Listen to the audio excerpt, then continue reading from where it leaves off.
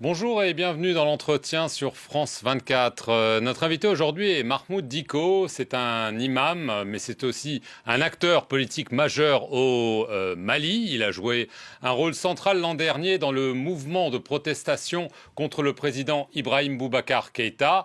Depuis le coup d'État qui s'en est suivi en août 2020, il a pris du retrait. Il accepte de reprendre la parole depuis Bamako. Merci d'être avec nous, Monsieur Dicko. Merci bien. Alors, il y a quelques jours, après des mois de silence, vous avez publié un manifeste pour la refondation du Mali, dans lequel vous expliquez que la situation du pays est périlleuse et vous appelez un nouveau pacte républicain. Je vous cite. Alors, une question très simple. Est-ce que, d'après vous, le Mali est au bord du gouffre? Le Mali, effectivement, est dans une situation qui n'est pas tellement souhaitable, même si on n'est pas dans le gouffre. Je pense aujourd'hui que pour quelqu'un qui est un observateur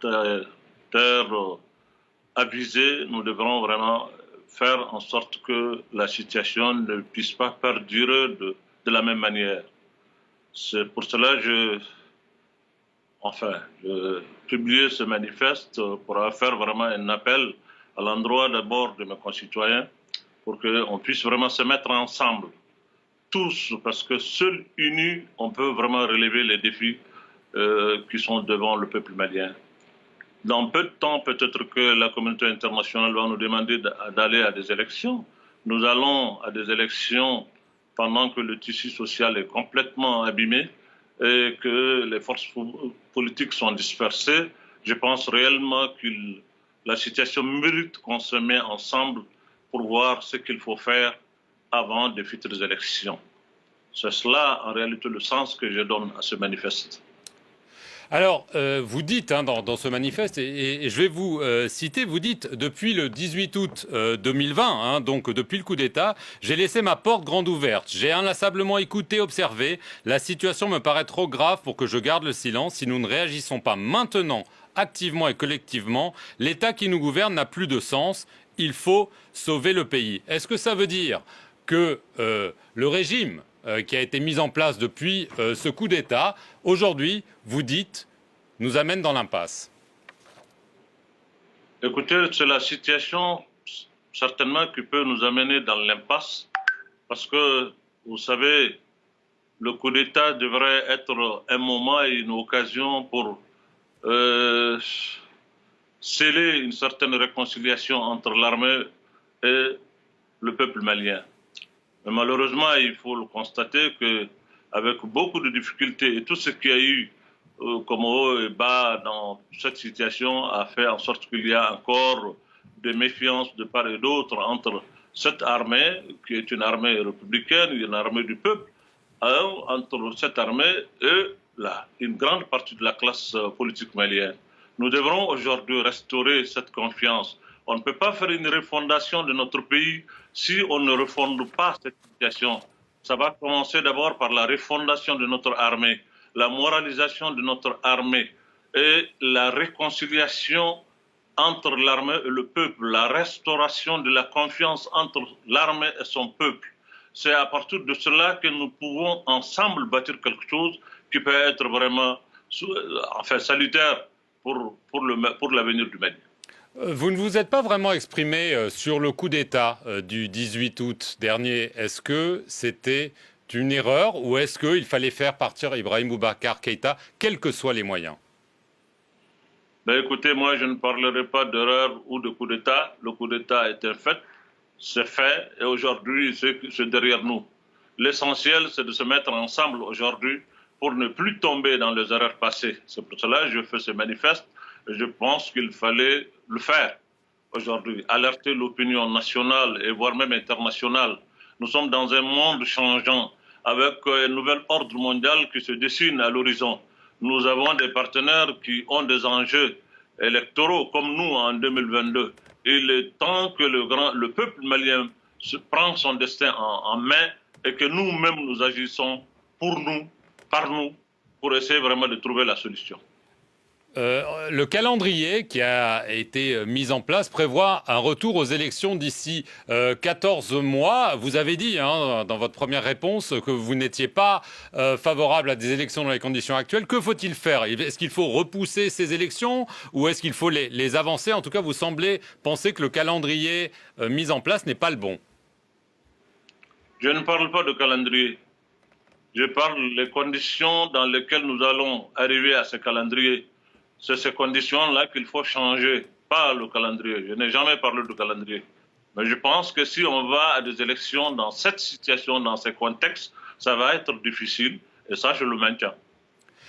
Vous avez aussi dans ce manifeste proposé, j'allais dire, des services de médiateurs entre les groupes armés, les groupes civils. Alors on sait qu'il y a une question qui agite beaucoup au Mali, mais plus largement au Sahel, à savoir, est-ce qu'il faut discuter avec les groupes djihadistes? Donc une question très concrète, une réponse très concrète, est-ce que vous appelez à un dialogue avec des leaders comme Amadou Koufa, Iyad Agrali, pour véritablement parvenir à une réconciliation nationale, ou est-ce que vous considérez, comme la France par exemple, qu'il ne faut pas parler avec ces gens-là? Mais écoutez, je ne sais pas ce que la France dit ou ce que la France souhaite. La France est un pays souverain. Je respecte son opinion. Mais je pense qu'au Mali, ici, nous sommes dans une situation où le bon sens nous oblige à aller vers, en tout cas, à chercher une solution. Si on ne peut pas par le bout des armes, arriver vraiment à bout de ces gens-là. Ceux qui nous aident aujourd'hui sont dans l'impasse. Mais qu'est-ce qu'il faut faire?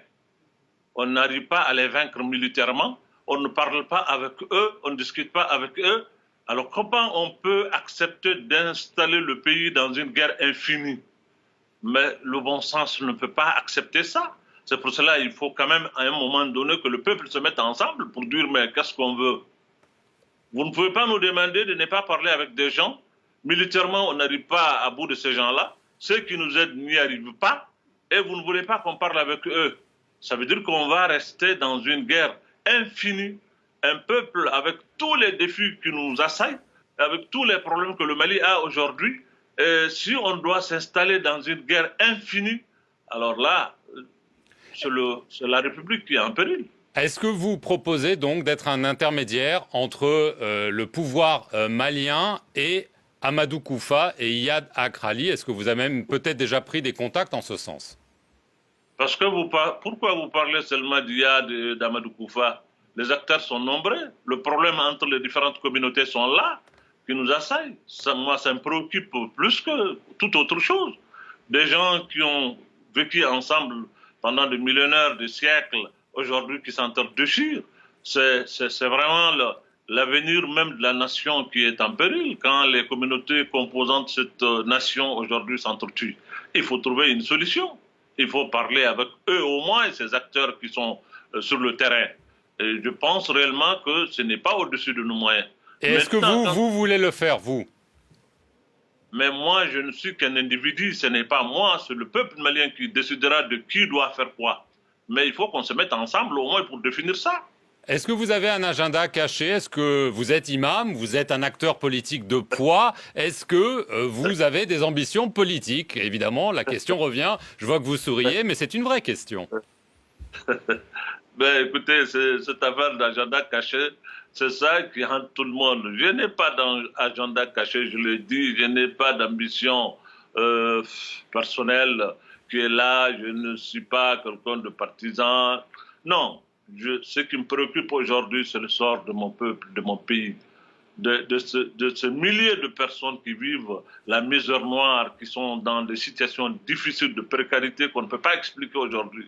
Ils n'ont pas l'eau potable, ils n'ont pas la santé, ils n'ont pas l'éducation. Il y a des milliers de villages aujourd'hui qui n'ont pas d'école, qui n'ont pas de centre de santé, qui n'ont pas d'eau potable.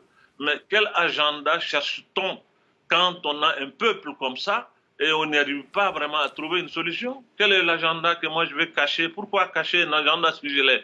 Je suis un citoyen libre de ce pays. Si j'ai un agenda, je n'ai pas besoin de le cacher. Ibeka, l'ancien président, vous l'aviez soutenu, puis vous l'avez critiqué, et peu avant sa chute, il vous a accusé de vouloir, je le cite, instaurer par la force une république islamique au Mali. On vous sait proche de l'Arabie saoudite, donc une question très simple. Vous parlez de manifeste républicain. Est-ce que vous êtes en faveur d'un État laïque au Mali? Est-ce que vous pouvez clarifier votre position à ce sujet? Pourquoi vous voulez me singulier tout le temps? Moi, je fais partie d'un ensemble que le Mali. C'est le peuple malien qui décidera de ce qu'il veut. Ce n'est pas l'imam Diko qui va imposer. J'ai beaucoup de respect pour mon grand frère, l'imam, l'ancien président Ibrahim Bakar Keïta, que j'estime beaucoup, que j'aime bien.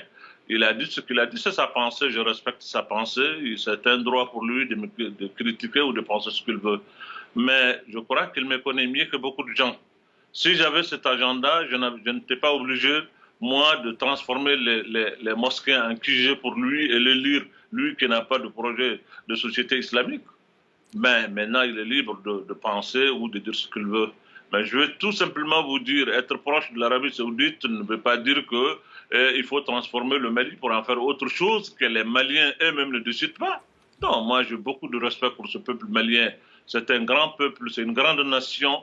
Je sais qu'aujourd'hui, nous sommes dans des difficultés, mais nous avons les ressources vraiment pour pouvoir arriver à bout de ça. Et j'aime à le dire tout le temps que si on interroge le génie malien, il nous sortira certainement la solution pour trouver la voie.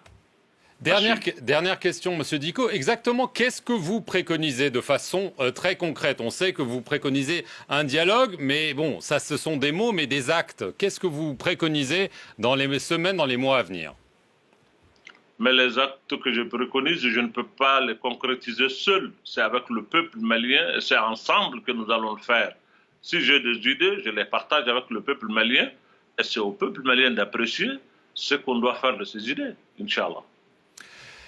Imam Dicko, merci beaucoup d'avoir répondu aux questions de France 24 depuis Bamako et merci à vous d'avoir suivi cet entretien sur nos antennes.